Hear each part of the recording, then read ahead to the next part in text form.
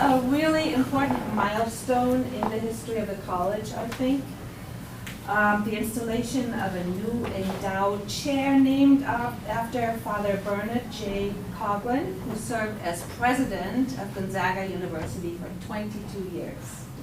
The endowment, and I'll just talk a little bit about the context and background. The endowment was set up in 1997 and is meant to honor a senior faculty member from the philosophy department, a recognized teacher and scholar in the work of St. Thomas Aquinas and his followers. The previous faculty member is with us today, who held this position since 1999, was Dr. Tkacz, and I would like to thank him for all of his dedication and all of his work. Thank you.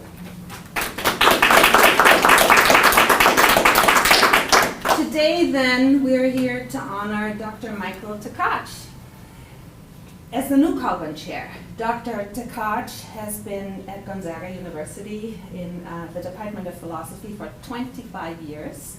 He is also the Director of Intellectual Formation for Bishop White Seminary at Gonzaga University. During his time here, he taught a variety of different kinds of courses in philosophy and specialized in preparing seminarians for theological studies. He assisted in the design of the Kassel concentration, named for the longtime Gonzaga philosophy professor, Father Clifford Kassel.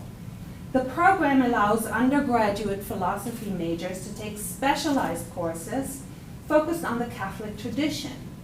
Professor Tkacz also served as the first director of the Gonzaga Faith and Reason Institute, which sponsors mission-oriented outreach and curricular support programs. Professor Tkacz's accomplishments, as you can tell, are many. He has twice been appointed visiting scholar at Blackfriars College at the University of Oxford. He is currently the president of the Society of Thomistic Natural Philosophy, and with his colleague, Dr. Tkacz, Professor Tkacz is a translator of St. Augustine, the political writings, and author of The Second Liberal Art, Elements of Traditional Logic. In addition, he has published over 50 scholarly articles and book reviews.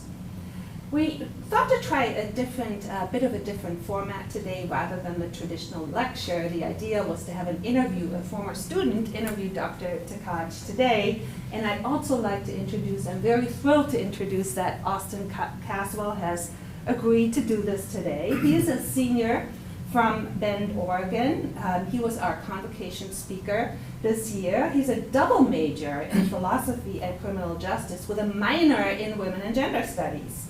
He hopes to receive a master's degree in gender studies and move on to work for a nonprofit, and he told me that he very passionately cares about social justice. So I'm very glad that both of you are here today. Congratulations, Dr. Tkacz, and thank you very much. Thank you. Let's welcome.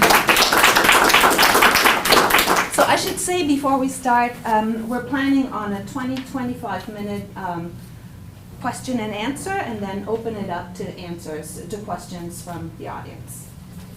Okay, so I think I want to start this off with the basics first. Tell us a little bit about who you are, where you're from, and most importantly, how did you end up in Spokane teaching at Gonzaga?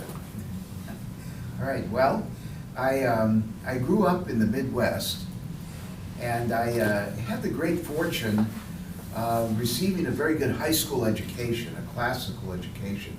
My parents sent me to a very good prep school run by the Capuchin Franciscan Fathers. And there I had a chance to study Greek and Latin, as well as all the classical literature. And they also had a very good program in the sciences as well. So a very well-rounded education. And it was there that I got my love for the intellectual life and became drawn to philosophy, and especially the history of philosophy. So by the time I went off to college, I was already bitten by the philosophical bug. And one thing led to another. I went off to graduate school and got my graduate degrees. And then just as I was finishing up my doctoral dissertation, I got a phone call from the dean at Catholic University in Washington, D.C., where I was teaching and finishing my graduate work. One of his former students, who's now my colleague here at Gonzaga, Dr. Wagner, was looking for someone to teach medieval philosophy. And they flew me out, interviewed me here in Spokane, and gave me the job, and I've been here ever since. And so you went to University of Notre Dame for your master's program. That's right. I was very interested in studying medieval philosophy, and I wanted to not only be trained in the reading of works of philosophy from that period, but I also wanted the historical background and the historical skills that you need to really do an in-depth sort of scholarly approach to the subject. So I did a master's degree in medieval studies at Notre Dame, where we were taught to read medieval manuscripts. We studied Latin paleography and codicology and all those historical disciplines as a background for the study of the history of philosophy. It was very valuable. I learned a great deal. Okay, so was there specific moments that you had this plan? Like, okay, I'm gonna go study history and get a master's in that and then move on to philosophy? Like, was there a moment where that all kind of came together for you? Well, I'd always been interested in history as a college student.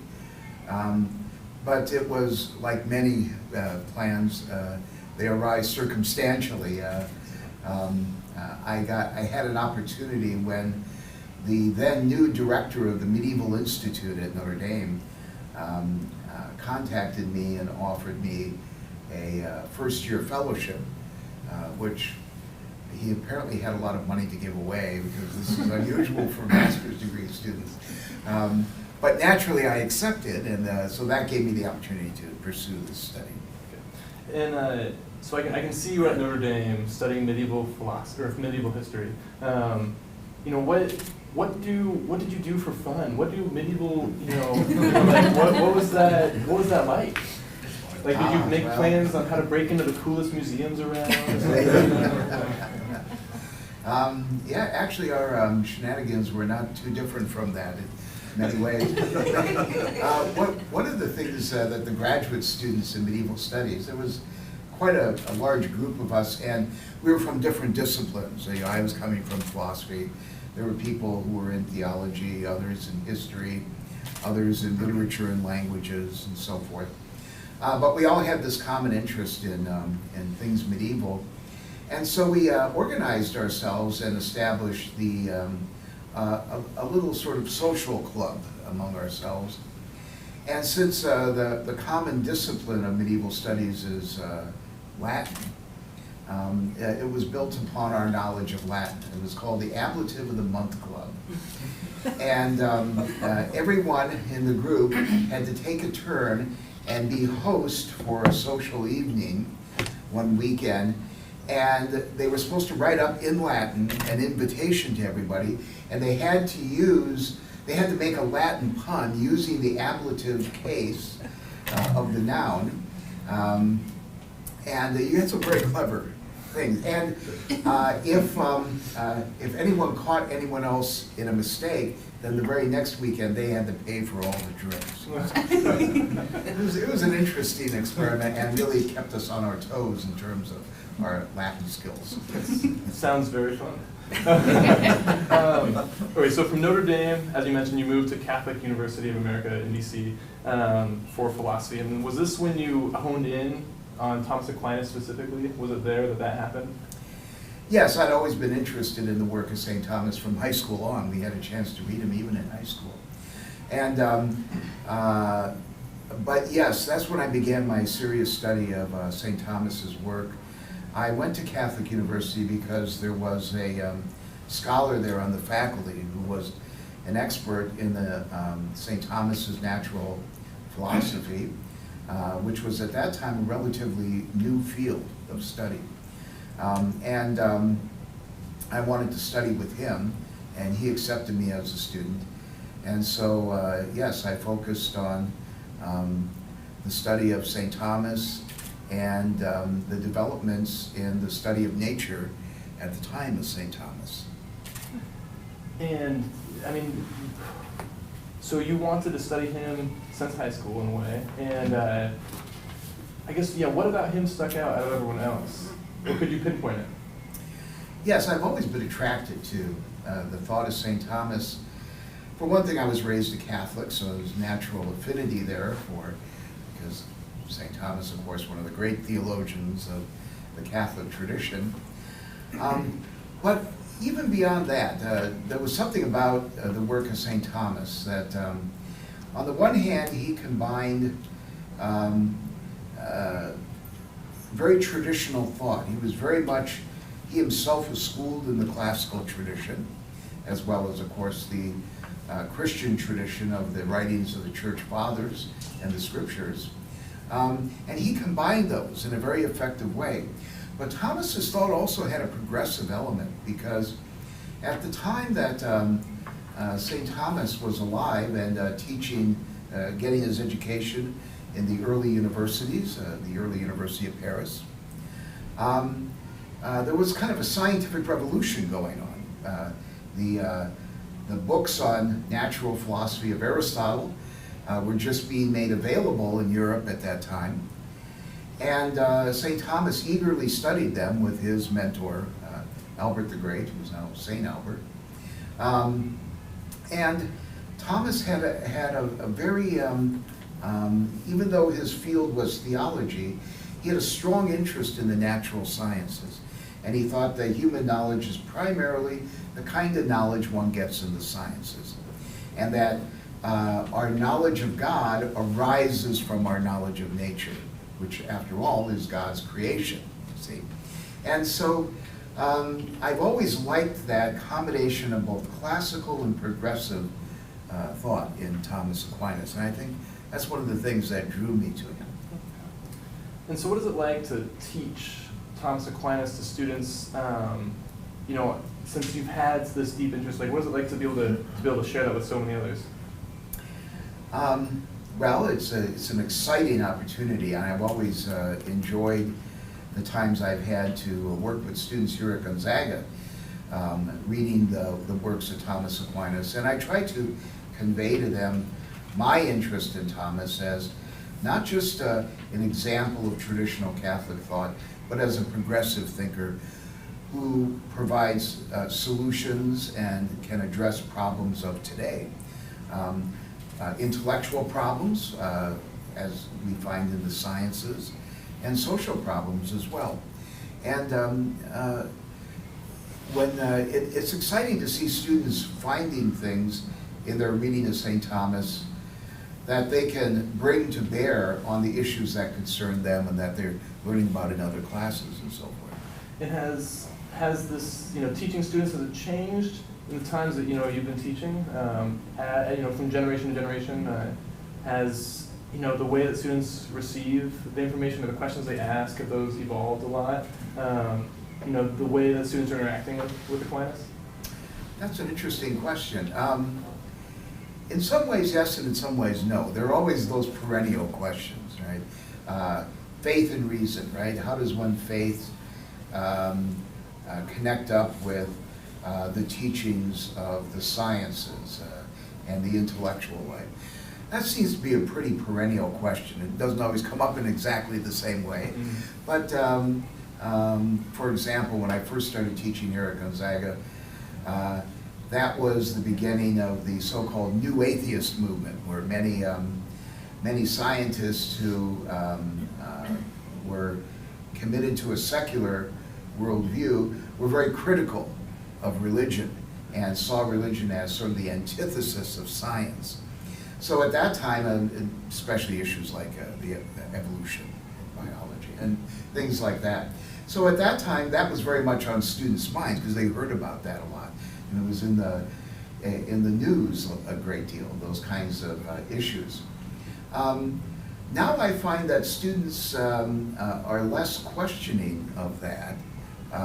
They take it for granted that, well, yes, faith and science can be compatible and even integrated into a cohesive worldview. And they want to know more about questions concerning, well, given what our scientific knowledge tells us about the world, how then should we act? And so ethical questions, social issues have risen in prominence. So there has been a little bit of development. Yeah. Interesting. What do you think you would like to see, I guess, maybe changed in students today? Or what would, is there a certain focus that you want students to take an interest in, and maybe they don't always, within what you teach? Well, I'd like to see students continue to show an interest in the tradition, both the classical tradition and specifically the Catholic tradition. And one of the reasons for this is that both for our Catholic students and even our non-Catholic students who have some interest in knowing something about what the Catholic Church teaches, it's important that they get it right. Many people have, they're not very well educated in the faith, and they have mistaken notions about what the Church actually teaches. And this is where studying somebody like Thomas Aquinas comes in very handy, because St. Thomas had a very clear vision, and many of his formulations of philosophical problems have become classical ways of talking about the teachings of the Church in our time. And so this is an opportunity to help students be clear on what exactly the faith teaches, so that they don't necessarily find themselves in a position where they're living a kind of a public life, a professional life, and then over in some corner is their faith life, but rather the two become integrated. Okay. And so I want to jump back again. So you, I understand that your wife is a scholar in Catholic studies. Is that true? Almost. Yeah, she's well, she works in many fields actually. Mm-hmm. We met as graduate students at Notre Dame. We were both medieval studies students. Now, is there a story about how you met? There has to be. How does the medieval, ask out the other medieval? Actually, there is a story. Good. I'm glad I asked. Well, my wife was already a student at Notre Dame when I came, and she was working on her doctoral comprehensive exams. When I met her, I moved in next door to her, and I was a new graduate student. But I had originally moved into a different apartment, and I had moved all my stuff into my apartment one weekend, and then I went off to Chicago to help a friend of mine move. He was attending the University of Chicago. And then when I got back at the end of that weekend from helping my friend, I found out that my apartment had been broken into and all my stuff was gone. It was all neatly packed in boxes after all. The crooks just backed up a truck and carted everything away. So I was bereft of everything. I mean, they even took my dirty laundry. So anyway, I went to see the director of the Medieval Institute, Professor McInerney, and I reported that, I'm still in the process of looking for a place, because I had to move out of this place because it was trashed by thieves and so forth. So he said, well, let me introduce you to my graduate assistant, and she'll help you out. So his graduate assistant invited me for dinner, so I'm having another graduate student over for dinner. Well, it turned out this other student was my wife. So those thieves were really good people. Well, yes, I remarked afterwards that, being robbed was the best thing that ever happened. Exactly. And so have you, has that relationship, obviously it's influenced you. I'm curious, was Aquinas an important element to that? Is she deeply into Aquinas? Did she Yes, push you indeed. to go further? Yes, Thomas Aquinas and other medieval philosophers. Catherine had just given a paper at a conference on Boethius, the late Roman philosopher. And of course, I knew the work of Boethius, and so part of our courtship was quoting passages from Boethius to each other. Romantic. It was very romantic. No, I'm sure. And but also there was a little element of competition too. We tried to cap each other with this. I know what, that's even better than that one. But it did make for an interesting courtship, and one that convinced all of our friends that, well, when we're at home together alone, we only speak Latin to each other. So there are a lot of ways, I'm sure, that we can apply Aquinas kind of in our everyday lives. What is one that you think students should walk away from your classes knowing and understanding, a way of kind of, using Aquinas or using some of his work in their everyday lives? Yes, I would say that an important element of St. Thomas's thought is the way in which every aspect of our life is integrated with the faith. That the faith is not something that you just do, you go to church on Sunday and then you do other things, the rest of the week. But rather, the faith is a religious worldview that colors everything that you do. And it's not that it makes impossible certain things that you do, because it actually supports all the good that you do in the other aspects of your life. And to see one's life in this as an integrated whole like this is an important achievement. It's an intellectual achievement, it's a moral achievement, and it has a great spiritual value for people as well, because it prevents them from dividing their lives up and bifurcating themselves. And they tend to live more fulfilling lives. So if you use St. Thomas as a model, it seems to me that you have a way in which one can bring together all the disparate aspects of one life into an integrated whole. And so if there was a piece of philosophical work from Aquinas that we could all go and read in an afternoon, so not a whole book, but a segment. What segment do you think is something that can spur people on to read more of his work, or that you find particularly important? Is there a specific section? Well, one of the most interesting, but also very influential texts of St. Thomas on my own thinking is from one of his early works, his Commentary on the Sentences, which was a theological work. And there's one passage from the second part of that work where he's talking about the nature of creation. What does it mean to say that God created the world out of nothing? And there he gives a very profound understanding of what that means, and how God's creation is not something that happened way back in some primordial age. Indeed, he thinks that's a false view, but rather it's the notion that everything is radically dependent on God for its existence. And that means that God is absolutely immanent. He's immanent to everything in nature, he's immanent to everything in our human lives. He's right here with his power and his goodness, making things be.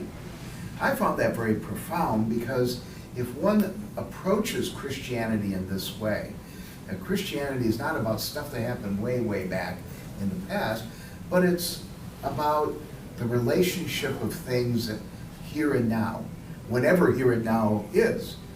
back in the Middle Ages during Thomas's time. We're here in our modern time. It's God is here right now with his power and his goodness, making things be and be good. And if one can get a sense of that, one has a way of organizing one's life, I think, for the good on every level. Great. Okay, so I think that's where I might want to end and open it up. And so first, thank you. That was awesome. Certainly. So I guess I'll try to facilitate this. But yeah, what are the questions that all of you have for Dr. Tkacz?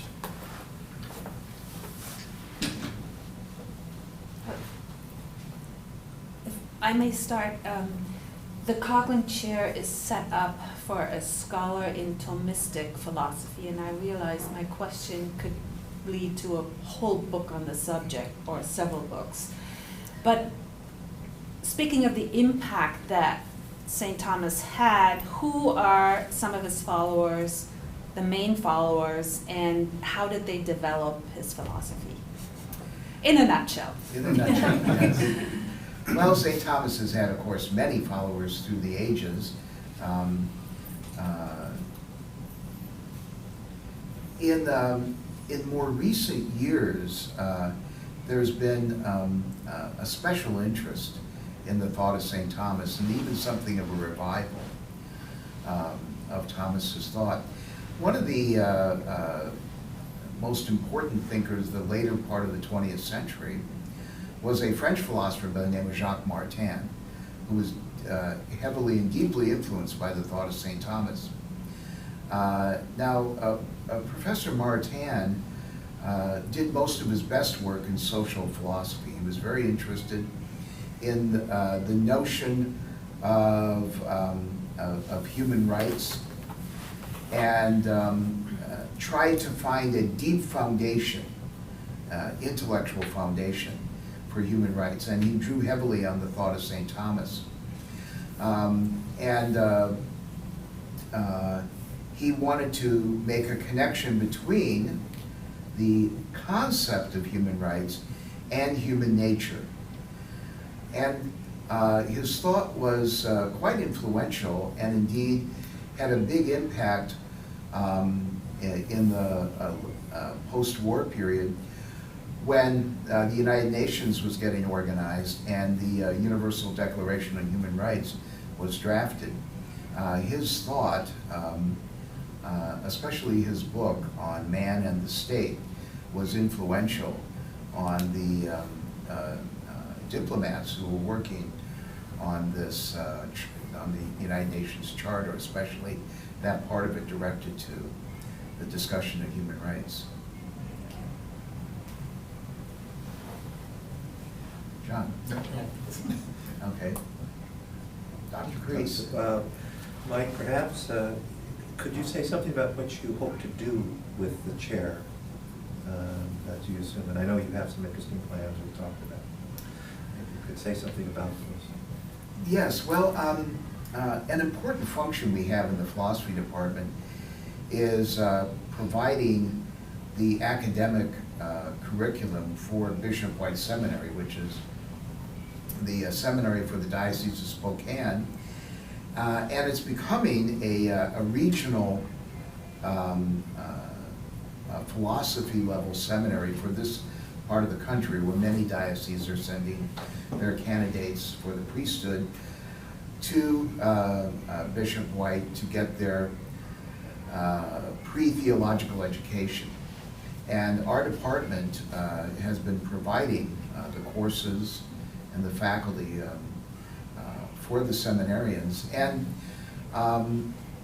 we're, with the advent of the new university core and our new philosophy major, we wanted to strengthen the COSL version of our philosophy major as a pre-theological program, oriented to the seminarians as well as to Catholic study students who want to learn more about their Catholic faith.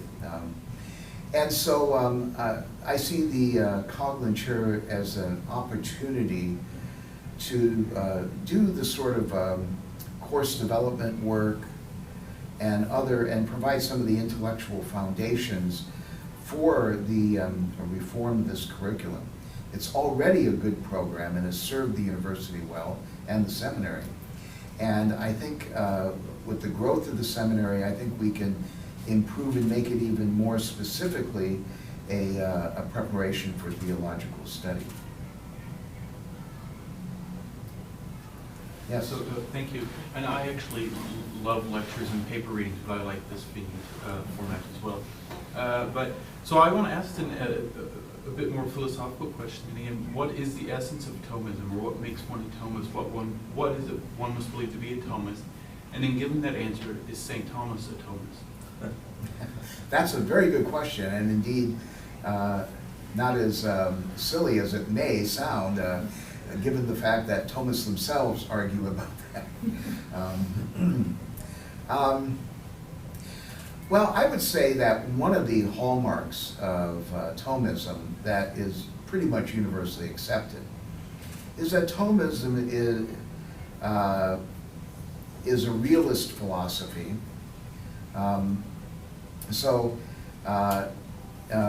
Thomists have incorporated that part of the classical tradition that out of which scientific realism emerged. So the thought of Plato and Aristotle, especially, which so influenced the early church fathers, and they've incorporated that into a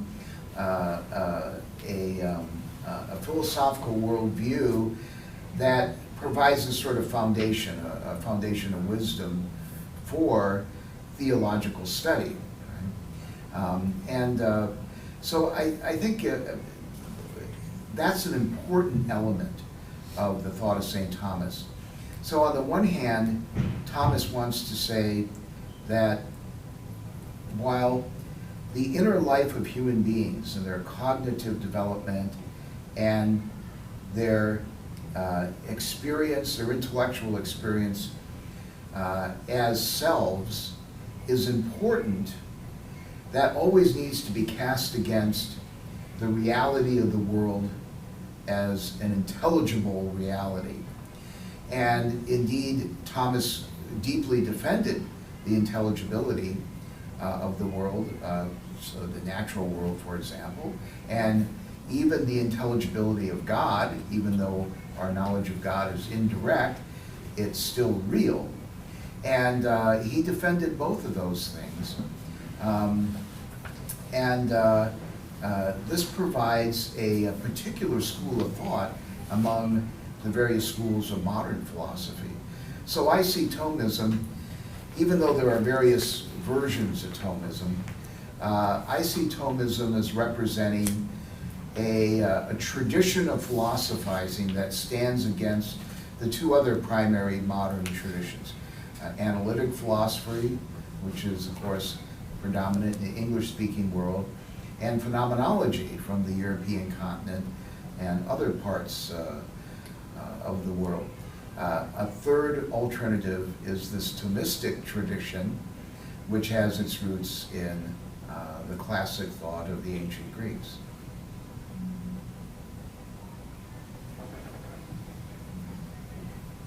Yes?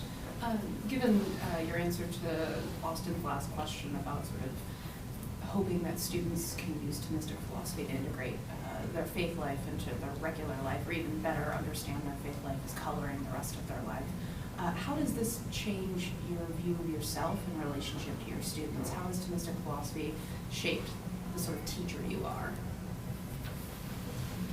Yeah, that's an interesting question. Well, there's a very ancient tradition in teaching that's perhaps not talked about as much anymore as it used to be. And you find it in the Greeks, you even find it in the ancient Chinese as well.